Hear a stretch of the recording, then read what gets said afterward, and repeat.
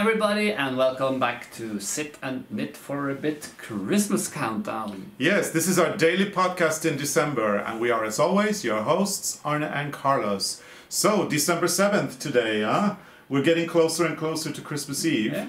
And I hope that you enjoy doing this podcast. I do. I think it's nice. Yeah, and I'm loving the Christmas tree. Let's just have a quick look at it. Every day there is one more ball added on. And there's more balls to come. Yes, more balls to come. We'll be filling the tree day by day. And if you want to participate in our knit along, you can get our calendar at ARNECARLOS.com. If you don't want to participate, if you just want to knit whatever else you want, it's possible to do too. And we hope you enjoy these little podcasts, regardless of whether you're knitting the balls, knitting something else, or doing nothing at all. Yeah. Because everything's allowed here, Everything is allowed. Yes. But first, we have to do the formalities. Yes, we do. We just want to give Prym a big shout out for supporting our podcast.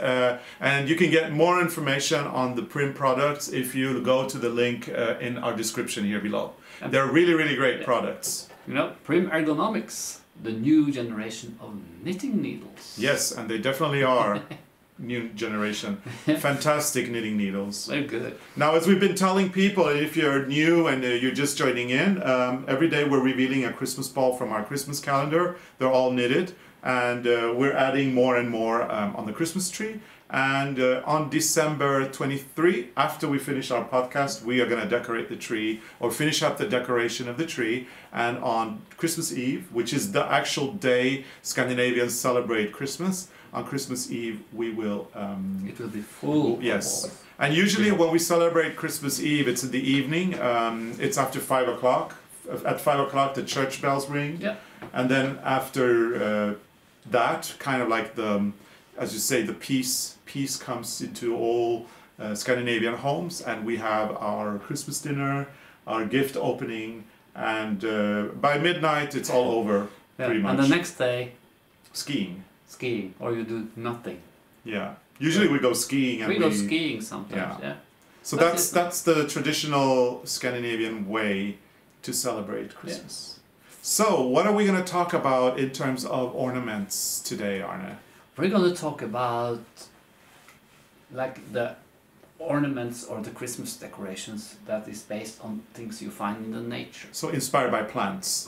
Inspired by plants. Yes. Because we have a lot of those. Yes, there's very, very lovely traditions here in Scandinavia for Christmas decorations inspired or made by plant material. Yeah, I found this one, which is like a golden thing with this plant. It's like a mistletoe or an ivy or something. Mm-hmm. I really don't know, because we put these things also with the knitted balls because we like that mix of gold and the red, white, and a little bit green. And we're going to be doing it this year for you guys. So this is one really nice Christmas thing, but you have another one. Oh yes, I have a very traditional Swedish Christmas decoration that is really, really cool.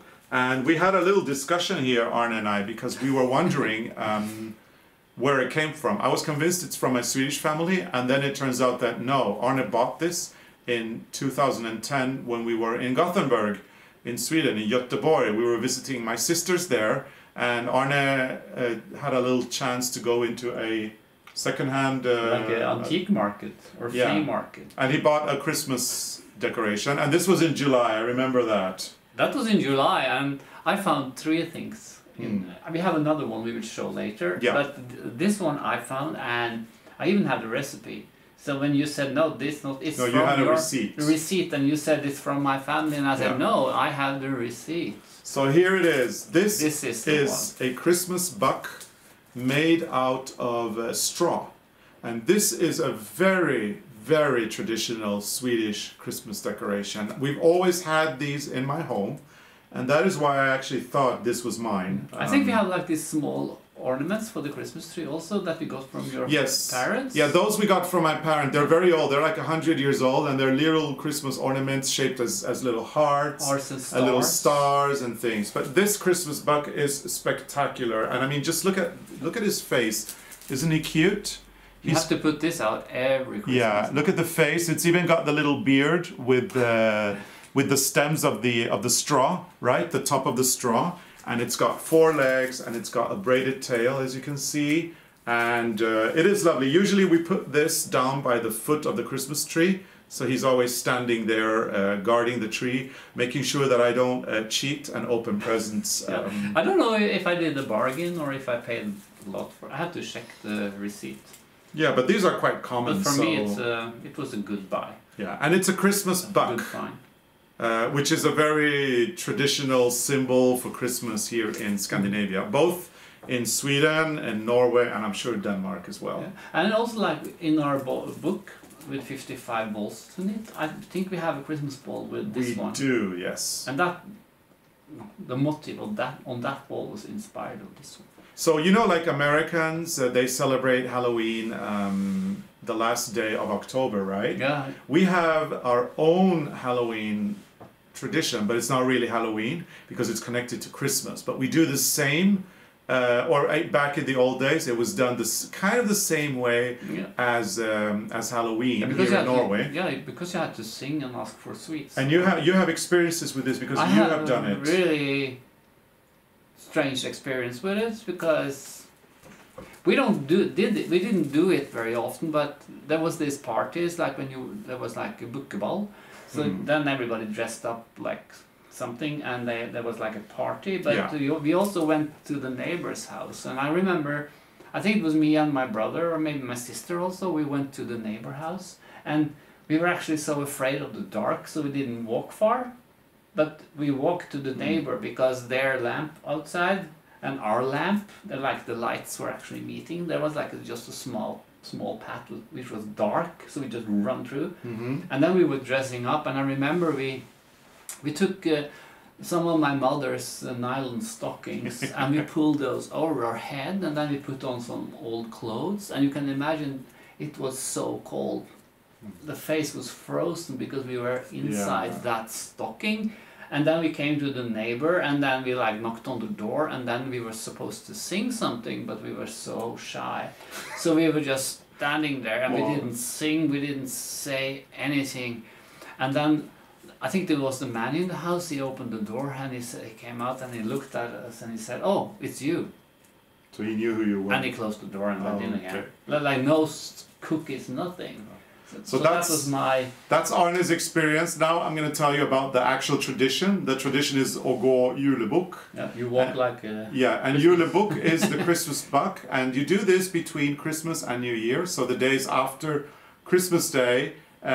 People in the old days, they would have like a mask of a Christmas buck, and the mask would be on a stick, and then there will be some fabric, and then one person would hold the Christmas buck mask in front of them, and then the others would stand behind, and they would all hide behind the fabric, and then they'd knock at people's doors, sing songs, and get candy. That's more complicated than what I put on. It's more complicated than what you put on, but that's the old tradition. Yeah. And it's actually in Norway, it's been actually done for at least 100 years. It's a very old tradition, and it was kind of like, the equivalent of the American Halloween. Yeah.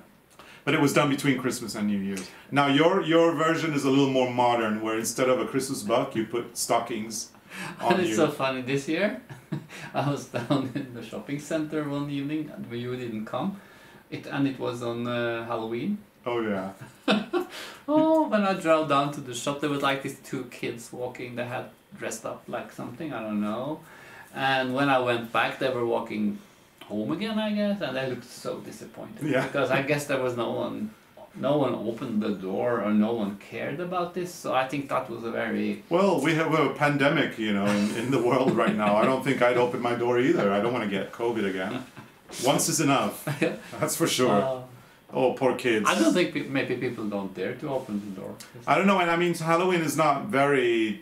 I mean, it's becoming more and more traditional now. The Halloween. Like the shops are filled with like ghosts and skeletons. And it wasn't like that before. No, so this is a new thing. This is a new thing that has come in the last, I'd say, the last 10 years. So I think people in Norway just have to start getting used to that. I feel like we should have a Halloween tradition, and that is we should look at that movie, the Coco, the cartoon. Oh yeah, the that's little a nice guy one. from Mexico who's playing the guitar, and I think that's a nice thing. Like, you should remember the people who died, Yeah. because you're not dead actually until people forget you. Yeah.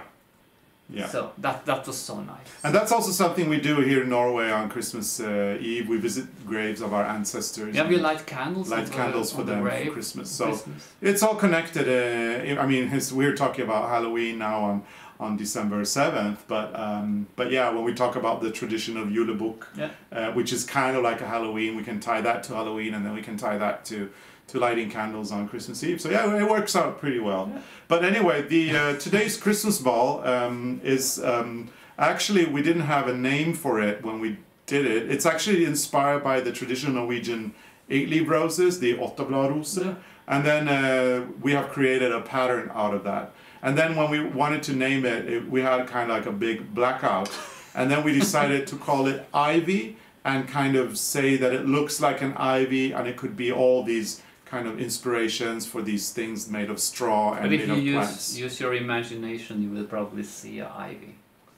So I can take it out. So this is the ball for today. I think this came out really nice. It did, yes. And of course with the Swarovski. It turned out really lovely. It's one of my favorites, actually. And now I think I will tell you how we put on the Swarovskis. Oh, okay. Because I know there's like a special thing you can buy, and you kind of like glue it with something. Well, it's actually, they come with glue on the back, and you can iron them. You can't iron this one. So we use super glue. Like, this is like the Norwegian version. Let's see. Carlssons klister. Carlssons universal klister. Yeah, so this is a Swedish. For anything. This is a Swedish glue, and it's just a super glue. So then we just take one of the Swarovskis, or the crystals, or whatever you use, and you have to. I open this one, and then you have to do this high so people can see it. So we just press out a little bit of glue. No, not yet. Oh, okay. And then we kind of place the Swarovski on the tip of the... Oh yeah, very clever. We place it like on the tip of the glue thing, and then when you want to place your crystal on the ball, just find a place. It can be anywhere, and you can put as many as you like. Then we place it down like this, and just press it, and take the glue away. And remember, don't glue your finger to the Christmas ball, because that might be... No, then there won't be any Christmas food for you. But you don't have to wear mittens. No, that's true. If you have a lot of balls. So, and then you just press it on. And it's done. And then it's done. Such a lovely ball. This. So it's easy, and this one can have a lot of things. Yeah. This one has, we put them on the white parts. I think there's like 4 on each motif. Yeah, it's a very lovely ball. I can't wait to hang it up on the tree. That will be 7 balls on the tree.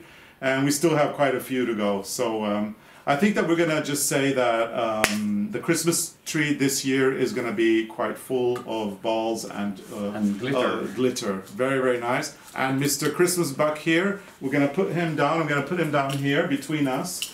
And he's going to guard the Christmas tree and make sure that all the gifts, once we put the gifts under the tree, that they are safe, and that nobody comes and tries to open them in advance. And I see you haven't tried to open the gift. Not yet. We're going to talk about that in another episode. We're running out of time. Okay, we're wrong. Yeah, okay. I think we were overdone our 5 minutes now, by a few minutes. But then, should I put them on the tree? Yeah, you can put it on the tree, and I'll do the formalities. As always, we love the engagement, so give us a thumbs up or put a comment, whatever you like. Tell us how you're preparing for Christmas. Do you have straw decorations in your country? Tell us about the straw decorations if you do have them. If you don't have things made out of straw, do you have from other plants or from nature? Let us know that. Subscribe to our channel, because it's a lot of fun, and turn on your notifications. So this is it. We're going to be back tomorrow, December 8th, with a new story and a new Christmas ball. And thank you so much for watching. We are really enjoying doing this calendar, and I hope that you are enjoying it too. So see you tomorrow. Thank you so much. Bye. Bye.